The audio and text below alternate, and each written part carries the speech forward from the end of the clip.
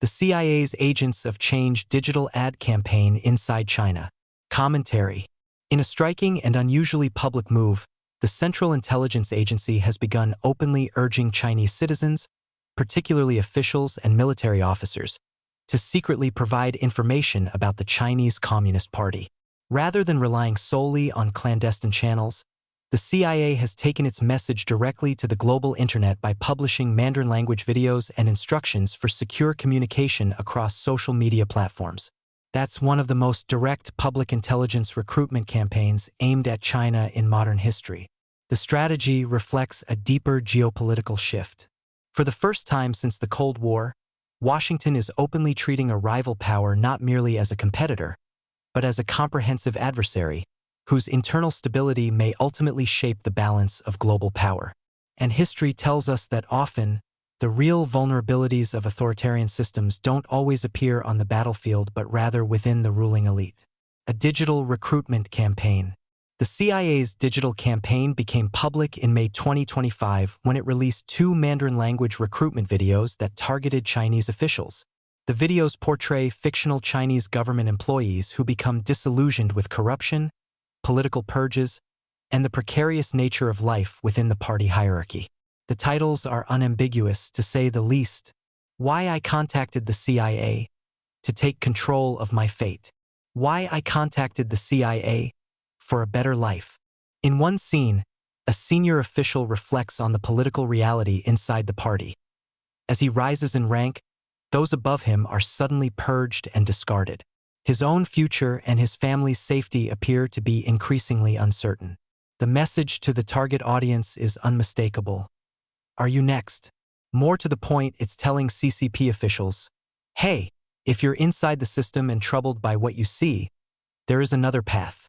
The videos then explain how individuals can contact the CIA anonymously using encrypted communication tools and secure digital channels. If nothing else, it's a cheeky approach to sowing discontent and recruiting spies. Breaking through the Great Firewall.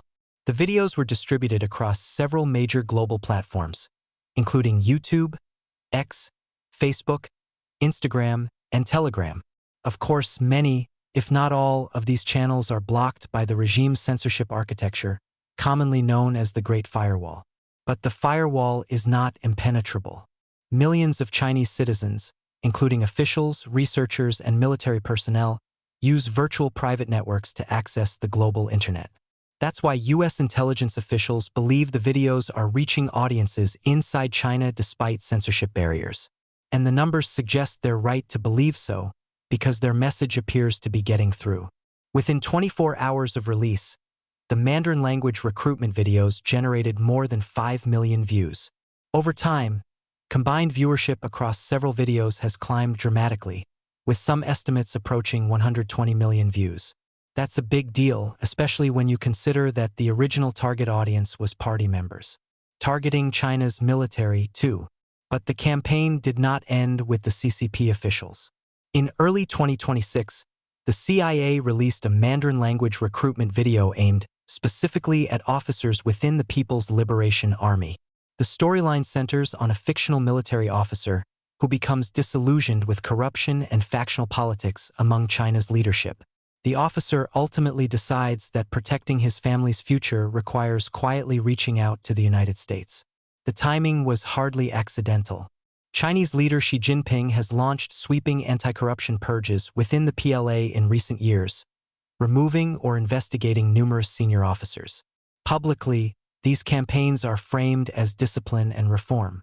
But it's common knowledge that such purges often create something far more dangerous inside authoritarian systems. Fear among the elite.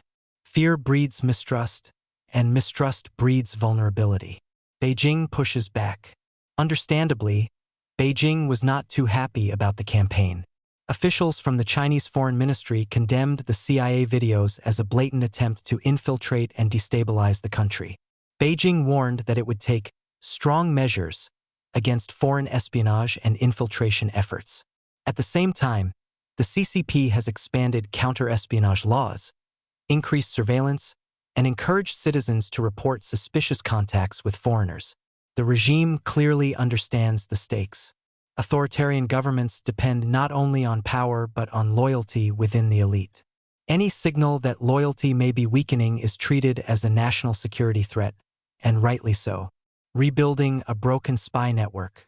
There is also a practical reason behind the CIA's renewed recruitment push. Between roughly 2010 and 2012, Chinese counterintelligence dismantled a large portion of the CIA's human intelligence network inside China. Reports later suggested that dozens of CIA informants were captured or executed after Beijing discovered the network. It was one of the most devastating intelligence losses in modern American history. The damage forced U.S. intelligence to rebuild its human networks in China almost from scratch. The current recruitment campaign appears to be part of that long-term rebuilding effort. It's a critical piece of intelligence operations. Human intelligence, with actual people inside the system, is simply irreplaceable. Satellites can photograph missile bases and signals intelligence can intercept communications, but only insiders can reveal what leaders truly think and what factions inside a regime may be planning. Echoes of the late Soviet Union. There is also a deeper historical parallel. In the late years of the Cold War, the Communist Party of the Soviet Union appeared outwardly stable. Its military was vast, its intelligence services were formidable, and its political system seemed permanent. Yet beneath the surface, something crucial had begun to erode. Confidence inside the ruling elite was fading. Economic stagnation, corruption, and political mistrust slowly hollowed out the system from within. At the same time, Soviet officials could see the freedom and wealth of the West on full display. Chinese officials have a similar view. That lesson is that authoritarian systems often appear strongest just before they begin to weaken. This isn't lost on the CCP, and evidently the CIA is well aware of it, too. Signals beneath the surface. Is the campaign showing signs of success? At the time of this writing, that's unknown. Certainly, China remains one of the most powerful and tightly controlled political systems in the world, but as I and others have discussed, not all is well with the Chinese economy, demography, or even within the CCP itself. That's why the CIA's decision to publicly recruit Chinese officials tells us something important. Intelligence agencies rarely advertise recruitment campaigns unless they believe the message may resonate. That doesn't happen unless analysts see cracks within the system they are targeting. And there are plenty. Leveraging those fractures isn't new. The divide and conquer strategy has been around for millennia because it works. By openly calling for agents of change inside China, the CIA believes that watering the seeds, or the blooming fields of discontent, if you will, is worth a try. Probably is.